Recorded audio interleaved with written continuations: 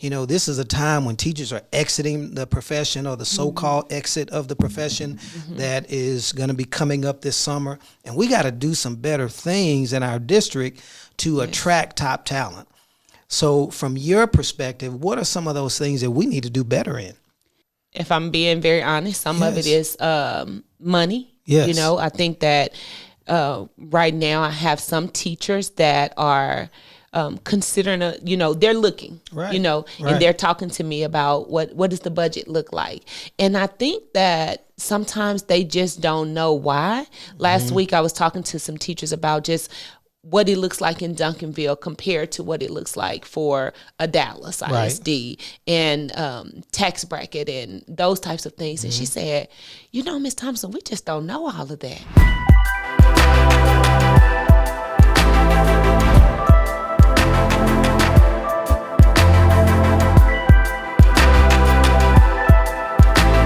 Hi, my name is Dr. Marc Smith, and I'm Superintendent of Duncanville ISD, and this is my podcast, Super Intentional.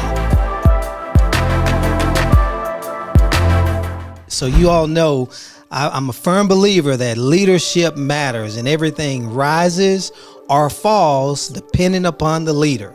And today, I've got two outstanding leaders. I'm so excited to have this time with them today. I have Melanie Lewis, who is a principal in Duncanville ISD. She's a principal at Hardin Intermediate. She's an outstanding leader, and I cannot wait to hear her thoughts on a number of different topics today. And then I have Tamra Thompson, who is a principal at Brandenburg Intermediate. And these are two of our finest leaders and principals in our district. And I'm so glad to have this time to talk with them. So how are you all doing today? Wonderful. Thank you so much for this opportunity. Yeah, it is good to have you here. And I'm so excited about what we're going to be talking about. It's been a challenging 2.5 years. Yes, it has. And so, I often think about, as a leader, how do you stay focused and how do you keep hope in the midst of such a challenging time? Wow, that's a huge question. Yeah. It has been challenging. I would have never thought that this year would be more difficult than last year. But I think staying focused is the key, just like you said, on the goal. We're here for kids. Yeah. I love my job. I love being an educator. I love planting those seeds into the students. And so looking beyond all of the other things, everything, all of the obstacles. Yes. They're just obstacles, but keeping my eye on the prize. And that's our students, that they'll be successful. They've gone through it too. We're not the only ones that have been impacted. So making sure that we're helping meet their needs and staying focused on the overall goal. Yeah. It's often, we think about distractions that are out there, and so many things can distract us from what our focus is, like what you talked about. It really goes back to the people and taking care of the people. Tamra, you do an awesome job of taking care of the people. How does that come together for you? I think you talked to us a lot about people first and processes second. And so I think that's very important. I've always been a relationship type of person. Relator is my number one strength. I also have harmony within my top 5. And so with that, just making sure that the people are taken care of. And so I think if I take care of them, they take care of kids. And like Melanie said, that's our number one goal, to make sure that the kids are taken care of. And so it's, it comes natural to me to build those relationships. And I think that when people know that you care, you can get them to do anything, Absolutely. And so that's just a part of who I am as a person. It's my instructional style. I'm very collaborative in the things that I do. And so that's modeled daily for my staff. And so just trying to keep them together. Yeah. Yesterday when I was at church, my preacher talked about that. Yeah. And he literally said, people first. And I was like, yes, it's in my church, it's at my school, it's what's important. And he also talked about taking time to rest. Yeah. And so that was just something that I've been encouraging, like take care of yourself so that when you come here, you can give it your all. Yeah. You know, it is a lot going on. Absolutely. And we don't want to act like it's not, or that it's not a challenging time. But I think self-care is very important, you know, and so just continuously putting that in the forefront for people so that every day we can be the best that we can be for kids. That's right. There are so many things that I think about from what y'all just shared that are key for us to provide hope. You know, I always say as leaders, we have to be the chief storytellers. It's up to us to create that hope, even when things are hard. Mm-hmm. And so we've experienced a lot of hard challenges this year. When you think about specifically the students and them getting acclimated back to the school year, what were some of the challenges you faced and still face? I think we underestimated that. So we prepared for a lot of things, but we underestimated the extent of what was going to need to be done to get them reacclimated to the classroom. Social emotional learning, we have talked about for years. Yes. We have done things or we've had initiatives for social emotional learning. But I think this year it was really tested. It was put to the test. We had to put it into practice. Yes. And what all that entailed. So knowing that students, they just were not just being in a structured environment. Right. As simple as when the teacher's talking, we're having a seat and we're paying attention. You know, we talk about respect, but it's at a point where we have to teach that. We have to model that. And I think Tamra just mentioned that, you know, about modeling. Right. It's not just saying it, but we can't assume that they know what that means, or it looks very different to them. So this year has been, social emotional learning is huge. Yes. We have to do that, because if a student doesn't feel safe, if they don't feel cared for, if they don't feel loved, they can't receive any instruction. Yeah. So that has been priority. Whereas in the past, social emotional learning was something we did the first 10 minutes of class. Right. But now it is how we operate. Yes. Yeah. I'd like to add something to that, if I may. Yeah. Just last week, at the beginning of the semester, we changed up what we were doing for social emotional learning. And on Monday, we're doing this. On Tuesday, we're doing that, and very intentional about it. And last week, I had a teacher say, "Ms. Thompson, I'm so glad that we changed our plan."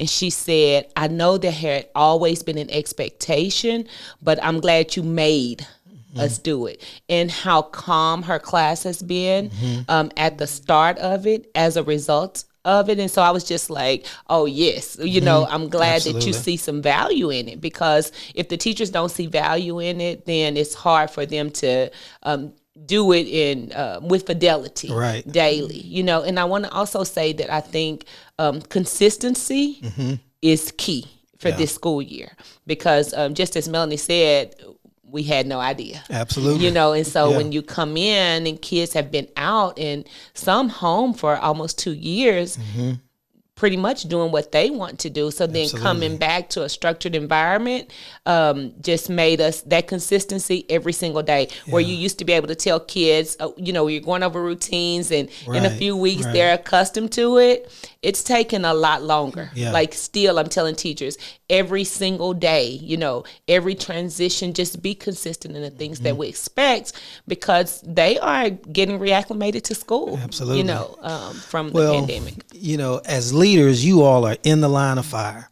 And so you're dealing with the challenges of students, getting them reacclimated back to the learning environment. But then here's the test, the adults. How have you managed the adults? What's that been like? I think the same. So I talked about relationships in the beginning. And so I think we're seeing some teacher burnout, I guess. And so just people just very tired. And so just trying to come in every day, I think it's very important that we acknowledge that it's okay to be tired, you know, that this is different, you know, but we still have a job to do. We cannot keep saying the pandemic. And so I think that what we say and what we do is very important to them, because it's a mindset. We always talk about, culture, change the culture, change the game, and how people see and view things matters. And so I personally have to make sure that when I come in, and I'm feeling good, and that's what I'm portraying every day, even if I'm not, because if they see me losing it, then they will lose it too. So just that uplifting. I've been very fortunate. My teachers have been coming.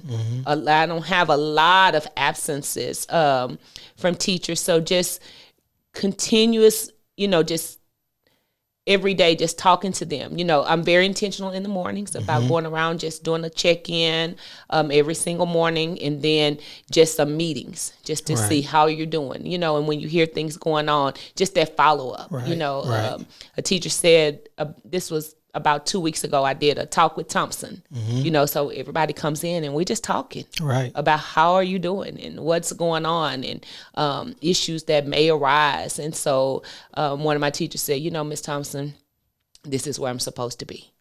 So you have to take care of them. Yes. Because their social emotional health is just as important as the kids. Absolutely. So I think just those little pick-me-ups. I think about you all being in the line of fire as leaders every day. And we would like to think that as leaders, we're strong every day. But that's not the reality. So what is it that you do to deal with the ups and the downs and the ebb and the flow, to take care of yourself as a leader so that you can take care of the people that look to you for leadership? That's a great question. I think one thing I always say, I have to be the calm in the storm, because if I'm upset or if I show if I'm emotional, or if I just feel like I'm defeated, I'm sending a message of hopelessness. Yes. And so just that perception, I have to make sure that I'm taking care of myself. I have had to, this year I've been very intentional about what are my goals? What am I trying to accomplish? And as I accomplish them, for me, it's a to-do list. And when I get satisfaction in actually crossing off something off of my to-do list, so I'm telling myself, you can do this. You got this. That's one less thing you have to do. And so just little practices like that, making sure that when I go home, I disconnect. Right. When I am answering emails, I am focused on that one thing. Right. Or when I am meeting face to face with teachers, that they know that what they're saying is important to me.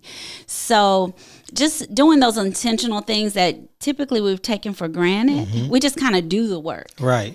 And find ourselves burned out or stressed out. Right. So knowing, look, we have to, this is the job. I love my job. Yeah. And it is doable, and just giving myself those attainable goals, and not thinking if I have a rough time, a rough day, it's okay. Yeah, absolutely. It's okay. And call on me. Absolutely. Call Tamra. There you go. That's good. So what about you, Tamra? How do you take care of yourself as a leader? I said call on me, because I think one thing that we have, Melanie and myself and the other intermediate principal, we're very tight. And so just that constant communication to take care of each other. I talk to Melanie just about every morning before school, just even if it's just, hey, have a good day. How are you this morning? Or if we don't talk for a couple of days, like, hey, is everything okay? I think that's very important. I'm lucky to have a great team. So it's not all on me. And I have realized that it cannot be all on me. Right. And so, there are things that I'm able to delegate, and I trust the people that I work with. So I'm able to receive some help. And like I said earlier, I'm very collaborative. So that helps me throughout the day. I have not always been a person that uses a calendar. But I have found this year that I'm very intentional about putting things on my calendar because it's so much going on, and that helps me to stay aligned. I've started to meet with my secretary in the mornings, just to make sure that, okay, today this is what it's looking like. So I've had to make some changes in my own leadership style this year in order to keep myself, I don't know if aligned is the word, but it's, with things that need to happen, and there's a goal, and I think that when I talk to you all the time, I always know we're going to talk about, are we moving the needle, what's going on? There's still a goal. Yes. And so just keeping that in mind, but also keeping some balance, and then on the weekends, I take care of me. Yeah. Good. Through the week, I know I'm working, I'm doing things. At night, I'm resting. And then on the weekends, I take care of myself. That's good. If I can add something to that, absolutely. Oftentimes as leaders, you think that you have to know everything. Right. And then you feel guilty or you don't. ashamed if you don't. Right. And so that's why it's so important, having those relationships or a person that you can go to, that you can, if I'm going through something, I can say, Tamra, well, what do you think about this? Absolutely. Or TT. Yeah, I say, TT, what do you think about this? Yes. I have to call.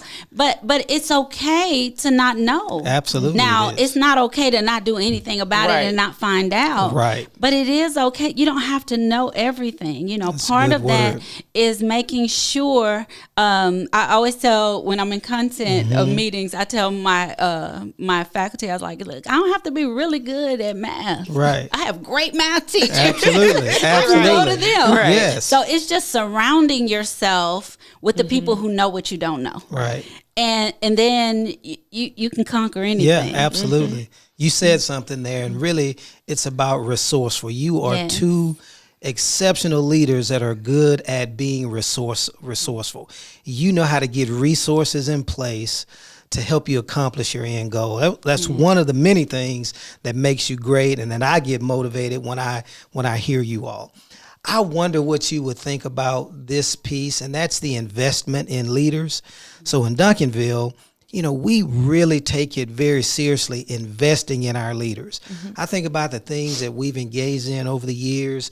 We spend a lot of time on emotional intelligence and helping our leaders understand what it means to be emotionally intelligent. We spend a lot of time on being an instructional leader, being resourceful, and what it means to be an instructional leader, and just exposing our leaders to all kind of things that help them be a better leader. And so you often hear people talk about investing in leaders, but we really, really are super intentional about investing in leaders. What has that done for you in your career and your growth and in your current job? So I've been in education 19 years now, and I feel like I've been in Duncanville. So this is actually going to be year 5. I just feel like I've had exponential growth. Yeah. Different things from I feel I'm so appreciative of the opportunities. I love the Inspiring Leadership Academy that we have even been incorporated into that, where we're able to speak into those upcoming leaders. I love that we just did our Clifton Strengths, just getting to know who I am, why I am the way that I am.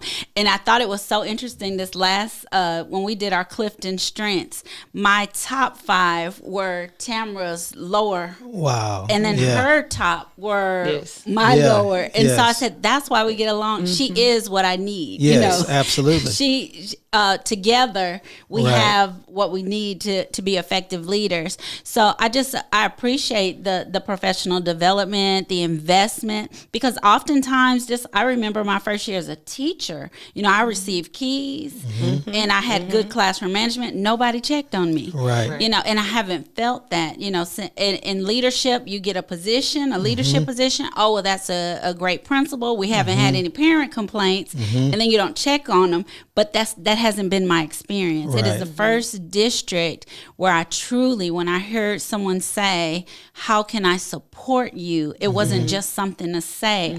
I feel supported. Yeah, that's good. Tamra, what about you?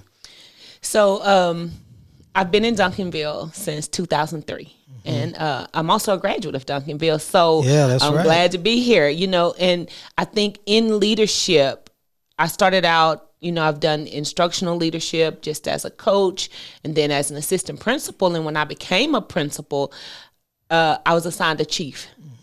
And he checked on me weekly. I was brand new. And I think that having that support helped me my first year because it was a great relationship. And so I was I knew I could count on him. Then a couple of years in, I received a different chief. I was assigned a new chief and they had some different ways of doing things. But it was exactly what I needed to start with and exactly what I need now. Right. So just that whole relationship piece at first and getting teachers to do was, a big thing for me at first. And now having systems with my new chief, I think that supportive piece from him, and I trust him. Right. And I know that I can go and talk to him. The other thing that I very much appreciate is you. I do. I think that if I need to talk to you, I know that I can, and everybody does not have that. I think that's very unique for Duncanville and possibly some other small districts. I don't know. But I know here that the same way I'm talking to you here, right? If I need to talk to you outside of here, that I can. Sure. And that's very important. I think that just you're very clear about where we're going and what the expectations are. So that accountability piece is just helps me as a leader because I know, I've told you before that you changed my life. Yeah. Some things that I probably would have said years ago. Right. I know. Yeah. It's caused me to grow as a leader, just thinking about who we are and what's important and how we're going to be held accountable. Absolutely. And that we will be. Yeah. And so I try to also take that into my role. Right. Just so that modeling from you has helped me to grow as a leader, and just as Melanie said, we cannot know everything, you know, and so just the communication. I think not even just with Melanie and myself, with all of the principals, we have a very unique. We have a text message that like a group chat, and so just a way of staying together. I really feel like I can call on them. The things that y'all have just poured into us. The book studies, the meetings, the after principal meetings are great, and just, I don't know. It's just, it's a lot, but I think it's all to help us grow. I don't ever feel like, sometimes people like, well, when am I going to grow? Well, I know that I am, and I know I'm being challenged and pushed. And so I appreciate that. So, you all touched on so many key things: trust, collaboration, teamwork, people first, process second. All of those are traits and attributes that really help a leader be super, super effective. I think about all that we've talked about so far. It's been great. But guess what? As leaders, we're about continuous improvement. We strive for perfection, knowing we're never going to be perfect, but we're striving for that perfection. There are some things that we have to do better. And I want to touch on some of those things because you all are the boots on the ground and you see some of those areas and you've shared with me over time and challenged me. And I really appreciate that. So what are some of those things, if it's teacher related, if it's support related? This is a time when teachers are exiting the profession, or the so-called exit of the profession that is going to be coming up this summer. And we got to do some better things in our district to attract top talent. So from your perspective, what are some of those things that we need to do better in? I think teachers hiring to me is the top priority. It's the most important thing, because the teachers that are in the classroom, they're on the front lines with the students, and we want quality teachers in there that care about kids and that can reach them, are able to connect with them. With the current teacher shortages that that we're experiencing nationwide, I often think of ideas of how can we combat this. The one thing that I always we just talked about the culture, man, selling what we have in Duncanville. I've been to other districts. And the grass is not greener, you know. Right. And then I came to Duncanville, that we have such a culture of family, of our leadership is approachable. Tamra touched on that.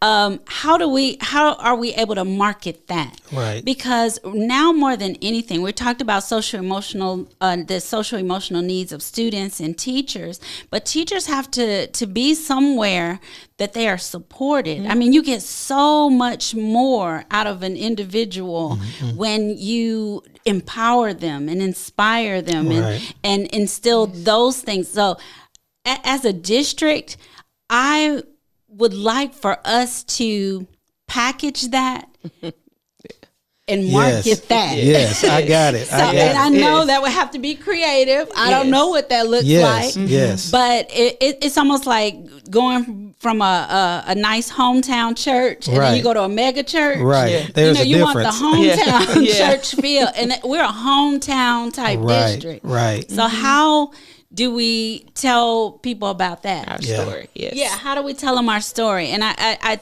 think we can do a better job of telling our story. Absolutely. That's good. What are your thoughts? So I think that what Melanie said is true.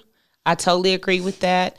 I think if I'm being very honest, some of it is money. Yes. You know, I think that right now I have some teachers that are considering, they're looking, and they're talking to me about what does the budget look like. And I think that sometimes they just don't know why.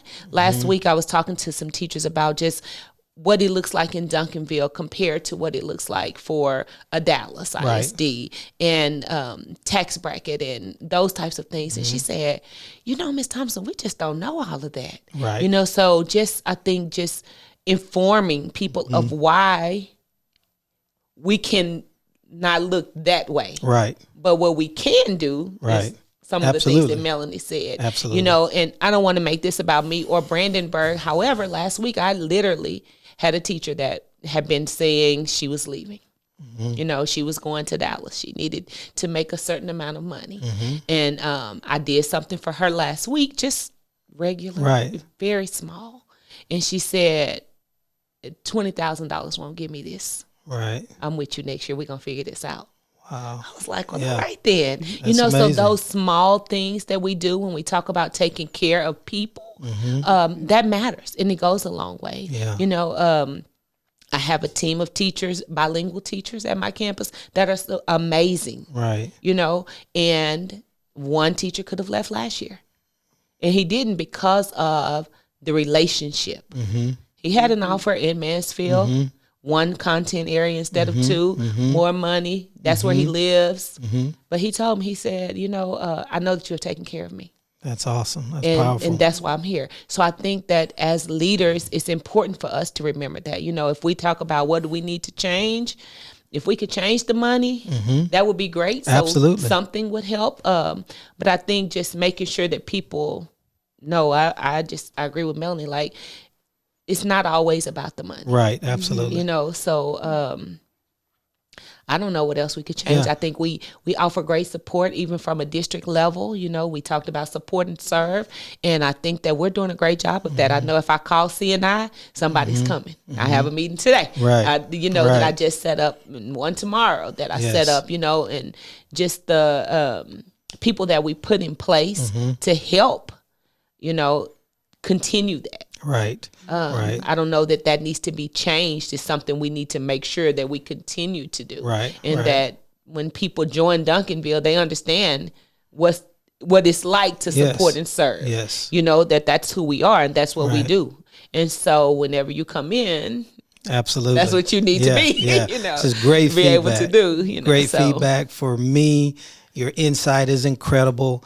And so we're going to be super intentional about marketing, about having a more competitive pay structure, and being more creative about how we support and grow our leaders. As we wrap up, if there was one thing for a potential leader out there that you would say to that leader, what would that be? I think in saying to that one leader, look for opportunities to grow. I love being challenged. I think the pandemic hasn't been a good feeling experience, but I've grown so much. So not looking at negative things that may happen that are beyond our control as negative, but seeing the potential for growth in it. I think just always looking for opportunities to grow. If you are aspiring to be a leader, get with someone who you say, man, that person, I really look up to them, and learn. If they're the best at what they do, learn what made them be the best. Absolutely. And spend time with them and glean from them. I just making those connections. And I also feel like it's always important to also pour into others. Right. That it gives us an added layer of accountability for ourselves when we have somebody that say, well, I know that this person looks up to me, and so I have to respond properly. Absolutely. So just those two things. Absolutely. What about you, Tamra? How do I come behind that? I want to say ditto. Yeah. I think what I would add to that is to remember that you're always interviewing. Yes. That every day is an interview. And so when you want to be a leader, you want to exhibit some characteristics and do things to make yourself readily available. Yes. and to be seen. And so, because it's easy to pick out leaders on a campus, Absolutely. and so sometimes it's doing some more, but be intentional about what you're doing. Right. Not just doing a lot of things, but Right. how is it impacting what we're doing on the campus, and be intentional about that. And so I think just finding that right mentor and really doing the things that are, whatever they're advising you to do, and then checking in and making sure that, hey, when you get to the interview, that you can talk about what have you done to get Right. yourself ready Right. for the role. That's right. And so just I think looking into it, doing some research for it, and then finding those opportunities, and getting with somebody that will afford you those opportunities Right. To grow. So at Brandenburg, Right. Absolutely. grow Brandenburg. That's what Absolutely. our motto is. And so Absolutely. when you're talking about that, it's who we are. It's not just for students. It's not just for the teachers. It's not just for me. It's for everybody. Right. And so I think that's very important. Well, we have learned so much today about what it means to be an effective leader. You all embody that. And so you can see it is just amazing to be able to work with such awesome leaders, principals in Duncanville ISD. This is why we are in the position that we're in, because we have exceptional leaders. They understand what it means to overcome challenges. They understand what it means to be the chief storyteller. You heard them talk about so many key attributes that a leader must have. And we are fortunate to have both Melanie and Tamra leading in Duncanville ISD. Leadership matters. Everything rises or falls based on the leadership. So as a leader, you have to be super intentional. We hope you enjoyed this episode of Super Intentional with Dr. Marc Smith. Go ahead, like, comment, and subscribe to our YouTube channel. If you're listening on audio platforms, be sure to subscribe and rate the episodes. Follow us on all social media platforms.